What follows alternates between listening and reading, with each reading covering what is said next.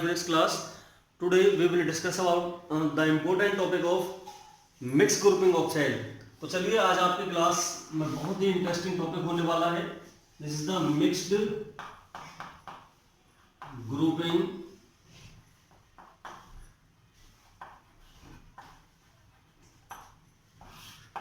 Of cells. इसमें क्या होगा कि n नंबर ऑफ सेल्स लेंगे हम.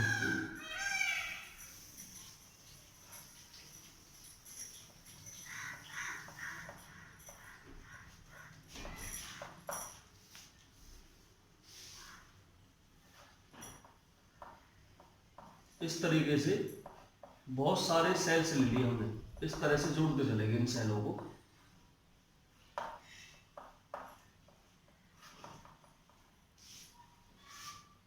आगे एक मैं और ले लिया इस रो में. ये सारे क्या है, सेल्स हैं. और इन सेलों को हमने इस तरीके से जोड़ा है इनमें.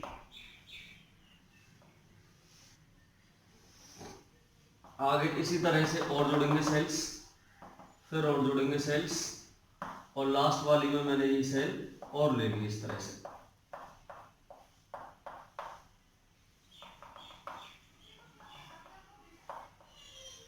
और ये हमारा ऐसे टर्मिनल आ गया.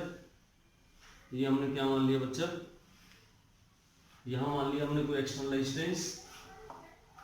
इस तरह से capital R is the external resistance. This is the point A and this is the point B. A B point ले लिया हमने.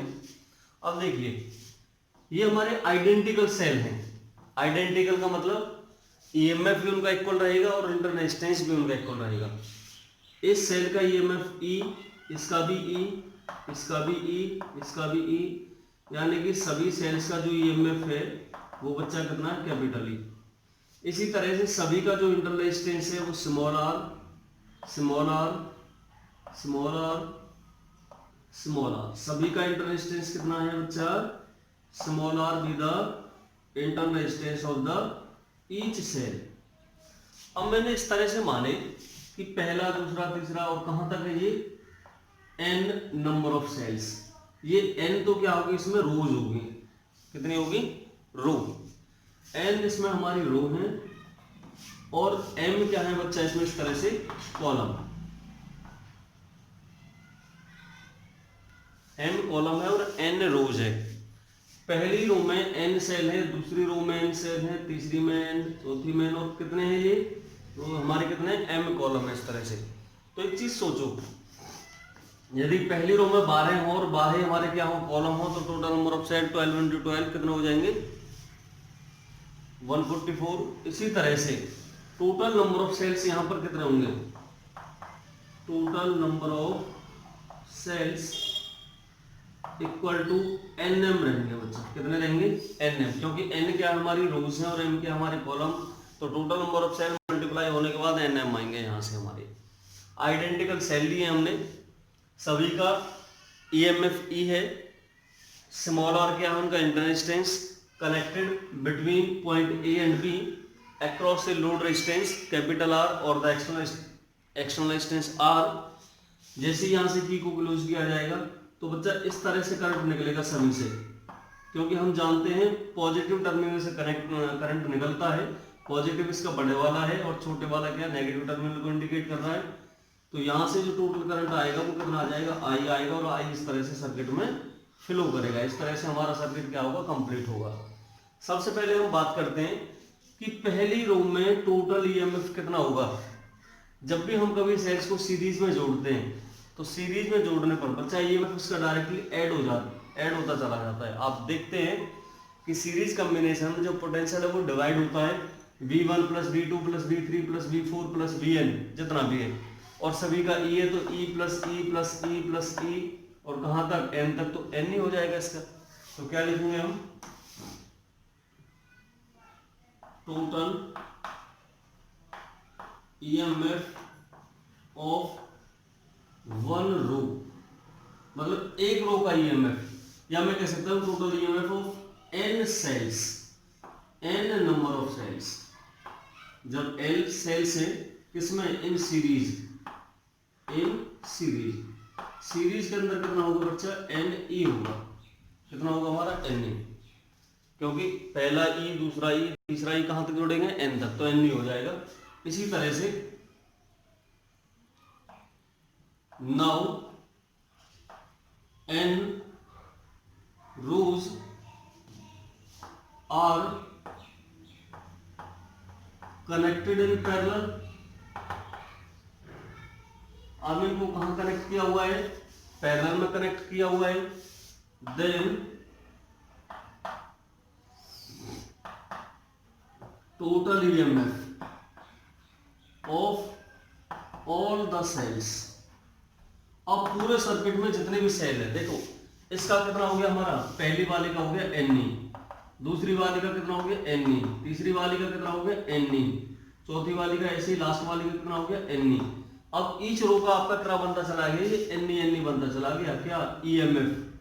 अब बच्चा इस ईएमएफ को समझो आप, इस ईएमएफ को हमने किस में कनेक्ट किया हुआ है, पैरेलल में। जैसे हम ईच रो को पैरेलल में कनेक्ट करेंगे, हम जानते हैं पैरेलल में पोटेंशियल रिमेन सेम, हमेशा पोटेंशियल सेम रहता है, केवल करंट डिवाइड होता है। तो पोटेंशियल सेम होने की वजह से क्या रहेगा, पैरेलल में भी सेम ही रहेगा, ईएमएफ एन ई हो जाएगा सभी सेल्स का। सभी सेल्स का कितना होगा, एन ई होगा। अब आ जाइए इंटरनल स्टेज पर। नाउ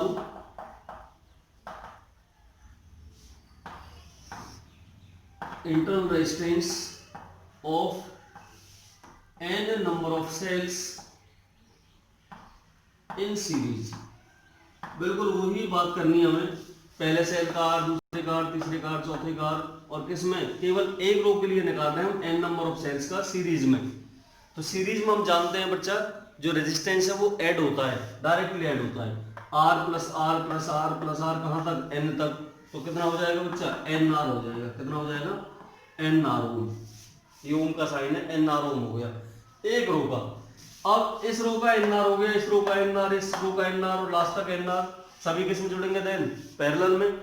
और पैरेलल में हम जानते हैं जो रेजिस्टेंस है वो अपॉन में जुड़ते हैं। Then each row are connected in parallel, then total sum of internal resistance, total sum of, केवल इंटरनल रेजिस्टेंस का सम निकाल रहे हैं अभी हम, total sum of internal resistance. अभी हमें एक्सटर्नल से कोई मतलब नहीं है, केवल इंटरनल का निकाल रहे हैं हम सभी का। तो अपॉन में जो होता है बच्चा 1/r', पहली रो में कितने एन आर, दूसरी रो में कितने एन आर, तीसरी रो में कितने एन आर। इसी तरह से कहां तक चल रहे हैं हमारे, कितने कॉलम है, एम कॉलम है, तो कहां तक जाएंगे बच्चा, एम टाइम्स तक जाएंगे, वो एम बार जुड़ेंगे। एलसीएम कितना हो जाएगा इसका, एन आर एलसीएम आएगा 1 + 1 + 1 + 1, कहां तक जाएगा ये, एम टाइम्स तक जाएगा बच्चा। कहां तक जाएगा, एम टाइम्स तक। यदि मैं इसको उल्टा करूं, केवल आर डैश निकालूं, तो क्वांटिटी उल्टी होगी, एन आर बच्चा ऊपर जाएगा और नीचे कितना एम आएगा, क्योंकि एम टाइम्स तक ऐड कर रहे हैं उसे। जब एम टाइम्स तक ऐड होगा तो टोटल कितना होगा, एम ही होगा वो।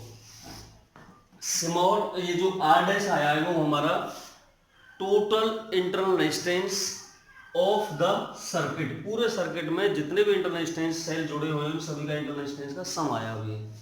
अब देखिए जो एक्सटर्नल है वो इनके साथ किसमें, सीरीज में, क्योंकि जो भी करंट आएगा वो उतना ही इससे पास होगा, सीरीज कॉम्बिनेशन में आएगा। नाउ तो पूरे सर्किट का कितना हो जाएगा resistance, now the total resistance of the circuit, सीकेटी का मतलब सर्किट, पूरे सर्किट का जोड़ दो बच्चा। देखिए अभी इंटरनल तो आया हमारा इतना और एक्सटर्नल कितना हमारा आर। जब सीरीज में जोड़ेगा तो सीरीज में डायरेक्ट जोड़ते हैं, कितना हो जाएगा हमारा ये n r upon m plus capital R, और ये किसमें आ गया, ओम में आ गया। ये हमने क्या निकाल दिया बच्चा, पूरे सर्किट का टोटल रेजिस्टेंस निकाल दिया। ये हमारा टोटल रेजिस्टेंस आ गया पूरे सर्किट का। ये हमारा क्या था, टोटल ईएमएफ था पूरे सर्किट का। अब पूरे सर्किट में यानी कि जितने भी सेल्स थे सभी का ईएमएफ कितना है, पूरे सर्किट का रेजिस्टेंस इतना है। तो यहाँ से हम कंप्लीट सर्किट में कितना करंट फ्लो कर रहा है वो निकालेंगे, क्वेश्चन मार्क का मतलब ये फाइंड आउट कर लेंगे हम, आई फाइंड आउट करेंगे हम ओम्स लॉ से, क्योंकि current equal to total EMF upon total resistance. इसके हेल्प से हम आगे बढ़ेंगे। तब तक आप इसका स्क्रीनशॉट लें, नोट डाउन करें। अब देखिए, तो बच्चा हमें निकालना है टोटल करंट, और टोटल अमाउंट ऑफ करंट क्या निकलता है, total EMF of the cells, cell का जितना भी ईएमएफ है, अपॉन टोटल रेजिस्टेंस। अब देखिए, जो करंट आई है, टोटल ईएमएफ एन था हमारा सभी सेल्स का, और जो टोटल रेजिस्टेंस था वो था हमारा n r upon m plus capital R. यदि यहाँ से बच्चा मैं एम इसका क्या ले लूँ, एलसीएम, तो यहाँ से n r plus m r, और यहाँ से जो कैपिटल ये जो एम है ये ऊपर चला जाएगा, यानी कि implied that I equal to n m e upon कितना हो जाएगा ये n r plus m r. ये क्या आ गया हमारा अमाउंट ऑफ करंट आ गया। अब देखिए, आपको ध्यान हो तो ये एन एम मैंने क्या बताया था, टोटल नंबर ऑफ सेल्स, क्या बताया था ये, टोटल नंबर ऑफ सेल्स। कितने सेल है पूरे सर्किट में, एन एम। क्यों, क्योंकि हमारे एन क्या है, रो है, और एम क्या थे, उसके कॉलम थे। मल्टीप्लाई करते हैं तो एन एम आता है, टोटल नंबर ऑफ सेल्स। यहां से हमारा जो करंट आया वो n m e upon n r plus m r, ये हमारा रेजिस्टेंस है, ये हमारे टोटल नंबर ऑफ सेल्स है, यानी कि ईएमएफ, और ये क्या करंट। देखिए, आई की वैल्यू मैक्सिमम कब होगी, जब हमारा, देखो न्यूमरेटर मैक्सिमम होता है, जब डिनोमिनेटर क्या होगा, मिनिमम। आई की वैल्यू मैक्सिमम होगी जब हमारा रेजिस्टेंस क्या होगा, minimum. I will be increase when resistance will be decrease. तो यहां से क्या होगा, I will be maximum if, यदि हमारा n r plus m r है जो, वो मिनिमम का मतलब जीरो हो जाए। बच्चा ध्यान देना इस चीज पर। आई हमारा कब बढ़ेगा, जब हमारा रेजिस्टेंस जीरो हो जाएगा, टोटल करंट मैक्सिमम हो जाएगा उस कंडीशन में। आई इंक्रीज होगा जब हमारा रेजिस्टेंस डिक्रीज होगा। डिक्रीज का मतलब आई will be maximum if resistance हमारा क्या हो जाए, जीरो हो जाए। इसके बाद क्या करना हमें, देखिए इस टर्म को मैं ऐसे ले सकता हूं बच्चा, एन आर का स्क्वायर, रूट का square plus root of M r, इसका क्या square is equal to zero. मैंने रूट भी कर दिया, स्क्वायर भी कर दिया, इस पर कोई चेंज नहीं आया, वही क्वांटिटी बनेगी हमारी। अब हमने थोड़ा सा चेंज और कर दिया इसमें कि बच्चा जो एन आर का रूट का स्क्वायर है प्लस एम आर के जो रूट का स्क्वायर है, इस क्वांटिटी में हमने बच्चा twice of root of N R into root of M r, इतना तो हमने इसमें ऐड कर दिया, और उतना ही बच्चा हम क्या कर दें, इसमें से सबट्रैक्ट कर दें। तो इस पर कोई फर्क पड़ा नहीं पड़ा, क्यों, क्योंकि उतनी ही क्वांटिटी हमने ऐड की है, उतनी हमने क्या की, सबट्रैक्ट कर दी, कैंसिल होकर के वही क्वांटिटी बनेगी हमारी। लेकिन हमारा फॉर्मूला बन गया इससे, कैसे, A square plus B square minus 2ab, तो ये a माइनस बी का होल स्क्वायर बन गया। तो इससे तो हम क्या बना देंगे formula, A square plus B square minus 2ab से, तो ये तो बन गया हमारा root of N R minus root of M R का होल स्क्वायर, और प्लस की टर्म में क्या बचा, बच्चा root of twice of N R into root of M r is equal to zero. यहां से देखिए, रूट की क्वांटिटी पहले ही स्मॉल रहती है, और फिर इन दोनों का प्रोडक्ट है और भी स्मॉल हो जाएगा।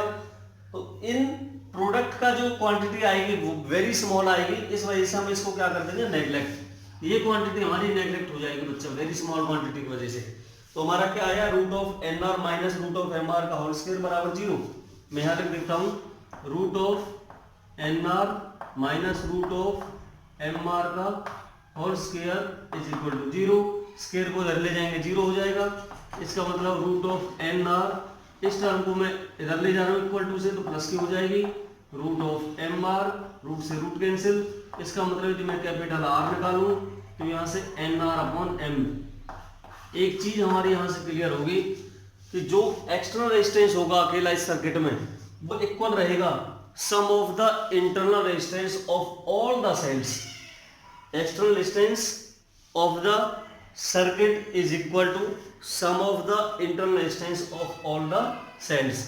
तो अभी तक बच्चा मैंने आपको तीनों टॉपिक कराए हैं, cells combination in parallel, cells combination in series और मिक्स ग्रुपिंग ऑफ सेल्स। यदि अभी तक आपने वो दोनों वीडियो नहीं देखी है तो पहले उनको देखें, चैनल को लाइक शेयर सब्सक्राइब करना ना भूलें। नेक्स्ट वीडियो में हम इलेक्ट्रिकल मेजरमेंट वाले टॉपिक उठाएंगे, यानी कि आपके किरचॉफ्स लॉ, व्हीटस्टोन ब्रिज और बहुत सारे potentiometer, meter bridge interesting topic होने, तो आप कंटिन्यू बने रहिएगा।